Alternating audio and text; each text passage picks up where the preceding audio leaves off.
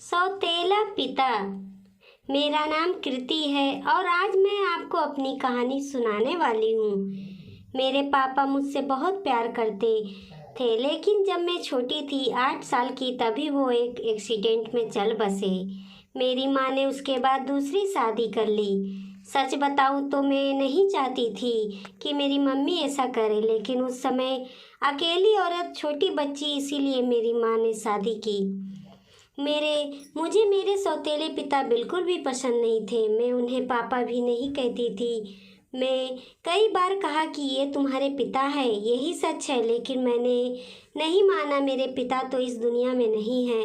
यह तो सिर्फ मेरी माँ के पति थे, वो भी दूसरे। उनसे मेरा एक छोटा भाई भी है। वो एजेंसी का काम करते थे और अक्सर टूर भी किया करते थे। मेरे सौतेले पिता जब भी मुझसे बात करते या पास आते, मैं उनसे बात भी नहीं करती। आखिर ऐसा चलता रहा और मम्मी ने यह सब देखते हुए मुझे मौसी के यहाँ भेज दिया था पढ़ने। मेरा ज़्यादातर समय वही निकला करता था। पढ़ाई के बाद मुझे एक लड़के राहुल से प्यार हो गया था। राहुल नया नया ही हमारे शहर में आया था और मौसी के घर के पास ही रहने भी आया था। करीब 6 महीने में ही राहुल को प्यार करने लगी। मैंने सोच लिया था कि शादी उसी से करूंगी। वो उम्र में करीब मुझसे 5 साल बड़ा था, लेकिन प्यार में यह सब कहाँ देखा जाता है। मैंने मेरी माँ को बता दिया कि मैं राहुल से शादी करना चाहती हूँ। मेरी माँ ने बोला, ठीक है, राहुल को मिलने के लिए मेरे घर बुलाओ। राहुल अनाथ था, उसके माता पिता और उसके रिश्तेदार नहीं थे, इसीलिए वो खुद मेरे घर हमारी शादी की बात करने आया। मुझे बस मेरी माँ की हाँ चाहिए थी। पिता से मुझे कोई मतलब नहीं था, लेकिन वो भी वही थे। जब राहुल आया था, माँ को लड़का पसंद आ गया। मैं खुश थी। राहुल चला गया और मम्मी भी कुछ काम से बाहर गई। जब मैं घर में अकेली थी, तब मेरे सौतेले पिता मेरे पास आए और बोले, तुम उस लड़की से शादी नहीं करोगी। मैंने कहा, आपसे किसने पूछा, चले आ जाइए यहाँ से। मैं वहाँ जाने से लगी, तब उन्होंने मेरा हाथ पकड़ा और फिर कहा, तुम शादी नहीं कर सकती। इस बार उनकी आंखों में थोड़ा गुस्सा था। मैंने कहा, मेरा हाथ छोड़िए और मुझसे दूर रहिए। मैं अपने कमरे में गई और दरवाज़ा बंद कर लिया। जब माँ आई तब मैंने कहा कि तुम्हारा पति मेरे साथ बदतमीजी कर रहा था। माँ ने कहा, चुप रहो, कुछ भी उनके बारे में मत बोलो, वो हमेशा तुम्हारा भला सोचते हैं। मेरी माँ की आंखों पर तो जैसे पट्टी बंधी थी। माँ ने फिर रात में मुझसे बोला कि यह लड़का राहुल सही नहीं है, तू अच्छे से जान पहचान निकलवा ले।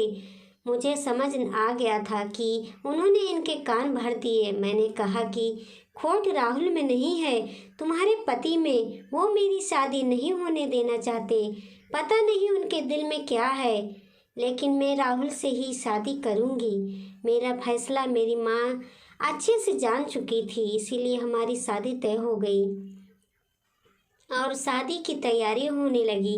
मैं खुश थी। इस दौरान मैंने उनकी आंखों में अजीब सी बेचैनी देखी। मुझे साफ दिखाई दे रहा था कि वो नहीं चाहते कि मेरी शादी हो। आखिर कौन बाप ऐसा सोचेगा, लेकिन वो पिता नहीं थे। आखिरकार शादी का दिन आ गया। सुबह मैं अकेले में राहुल से छत पर बात कर रही थी। जैसे ही मैंने फ़ोन रखा, मेरे मुंह पर किसी ने पीछे से रुमाल रखा और मैं बेहोश हो गई। जब मुझे होश आया तब मैं एक कमरे में एक बिस्तर से बंधी हुई थी। मेरा मुंह भी बंद था। मेरी शादी वाले दिन मुझे यहाँ कौन उठा कर लाया। थोड़ी देर बाद कमरे का दरवाज़ा खुला और सामने थे मेरे सौतेले पिता। उन्होंने मेरे साथ यह किया था, पर आखिर वो मुझे यहाँ क्यों उठा कर लाए। मुझे वो पसंद नहीं थे, लेकिन वो इस हद गिरे हैं मुझे नहीं पता था। ऐसा तो मैंने उनके बारे में नहीं सोचा था। मैं यही सब सोच रही थी, तब वो बोले, मैं तुम्हारी शादी उस लड़के से होने नहीं दूंगा। वो खाना लेकर आए थे। उन्होंने मेरा मुंह खोला। मैंने कहा कि क्या चाहते हो तुम? मेरी शादी से इतने परेशान क्यों हो? मुझे यहाँ बांध कर रखा है, यही है तुम्हारा असली चेहरा। मेरी आवाज़ तेज होती गई।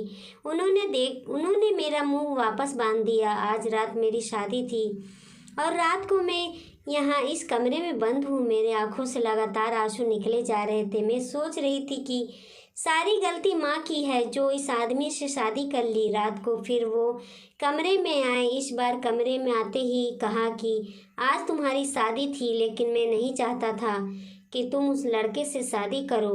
वो लड़का झूठा है, फ्रॉड है, तुम्हें धोखा दे रहा है। वो पहले से शादीशुदा है। तुम मेरी बात नहीं मान रही थी, इसीलिए मैं तुम्हें यहाँ इस तरह लाना पड़ा। लेकिन तुम्हारे भले के लिए मैं कुछ भी करूँगा। मैं 3 साल पहले जब शहर के बाहर कुछ काम से गया था, तब मुझे यह लड़का होटल में एक लड़की साथ दिखा। मुझे इसलिए याद है क्योंकि वो लड़की मेरे जानने वाले दोस्त की जानती थी। उस समय उसने उससे बात की थी, तब भी वो चुप था और मुंह छिपा रहा था। जब तुम उसे घर लाई तब मुझे लगा वही वही है, इसीलिए मैं तुम्हें मना कर रहा था। मैं जानता हूँ तुम मुझे अपना बाप नहीं मानती, लेकिन मैं तुम्हें हमेशा अपनी बेटी माना है और मैं वही करूँगा जिसमें तुम्हारी भलाई हो। फिर चाहे तुम मुझे कुछ भी समझो, कुछ भी बोलो, उस लड़की की सच्चाई तुम्हें सुबह पता चल जाएगी और तब तक मैं तुम्हें यहीं रखूँगा। और वहाँ से दरवाज़ा बंद करके वो चले गए। सुबह वो वापस आए, साथ में माँ भी थी। माँ ने पहले आते ही मेरे हाथ और मुंह खोला। मैंने मम्मी से कहा कि देखो इस आदमी ने क्या किया। अभी तक मुझे उनकी बातों पर रत्ती भर विश्वास नहीं था, लेकिन फिर दरवाजे से एक और औरत आई और उसके हाथ में एक छोटा बच्चा भी था। वो औरत बोली कि यह सही बोल रहे हैं, वो आदमी धोखेबाज है, उसने मुझे भी धोखा दिया। वो अनाथ नहीं है, उसके घर वाले भी हैं। मेरे सामने वो खड़ी हो औरत, उसका बच्चा, मेरी माँ, इन सबको देख रहा। मुझे भी अब यकीन होने लगा था। मैंने उसी समय राहुल को फ़ोन लगाया, लेकिन उसका फ़ोन ऑफ आ रहा था। शायद उसे भी पता चल गया था कि उसकी सच्चाई सामने आ गई। उसके खिलाफ अब जो भी कार्रवाई होगी वो पुलिस करेगी। मेरे पिता उसके बाद भी मुझसे बात नहीं कर रहे थे। वो ऐसे ही रहे जैसे पहले, जैसे कुछ हुआ ही नहीं हो। 5 दिन बाद ही उनका बर्थडे था। मैंने पहली बार केक बनाया और उन्हें सरप्राइज़ दिया। उन्हें बोला हैप्पी बर्थडे पापा। मेरे ऐसा बोलते ही उनकी आंखों में आंसू आ गए। इतने सालों से दबा रखे थे, शायद बोले बेटा इस बस अब मुझे ज़िंदगी से कोई शिकायत नहीं, अब मुझे कुछ नहीं चाहिए। तुमने मुझे पापा कहा, बस इतना ही मुझे सुनना चाहता था।